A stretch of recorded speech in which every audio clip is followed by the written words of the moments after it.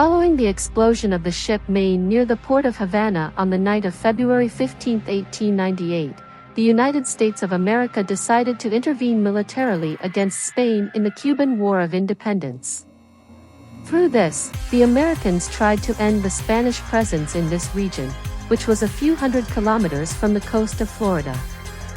After about 3.5 months, Washington was able to end Spanish influence in the region, coinciding with its acquisition of the Philippines following a deal concluded with Madrid.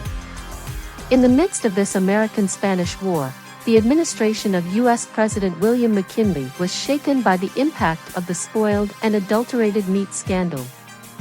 American soldiers at that time ate food consisting of rotten meat, which caused them diseases while they were on the front. In addition, the American army was not prepared for this war, which suddenly broke out close to the American coast, and in haste, U.S. Secretary of War Russell Alger went to conclude a supply contract, in exchange for a small sum of money, with a number of local institutions to supply his soldiers with meat.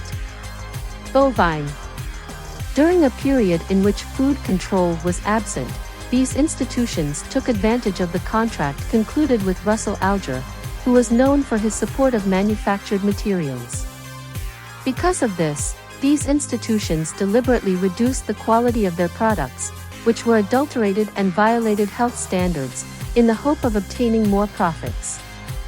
As a result, American forces on the front in Cuba received poorly preserved and canned beef. Because of the presence of huge amounts of preservatives in it, this meat represented a danger to the health of the soldiers who ate it. This rotten meat resulted in a large number of American soldiers suffering from dysentery and food poisoning, and in the following period it led to the death of some of them who suffered from severe pain in the digestive system. On the other hand, American soldiers during that period were forced to confront other diseases widespread in Cuba, such as yellow fever and malaria.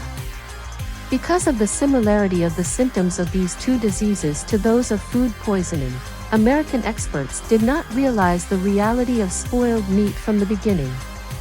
During the month of September 1898, an American surgeon was able to confirm the true nature of the spoiled meat, and thanks to his experience in the field of catering and nutrition since the Civil War period, American General Nelson A. Miles revealed the true quality of this canned meat. And in the face of this situation, Mills wrote to Secretary of War Alger and asked him to purchase local meat from Cuban peasants to feed the army. Meanwhile, Secretary of War Alger tended to ignore General Mills' demands. Instead, the minister provided more money to local companies to continue producing spoiled canned meat. In the following period, American newspapers raised public opinion about the issue of spoiled meat, which caused the illness and death of many soldiers on the front, and at the same time, a U.S. Army committee moved to investigate the facts of this scandal, which shook the administration of President William McKinley and accused it of negligence against the soldiers who were sent to defend it. About the interests of the United States of America.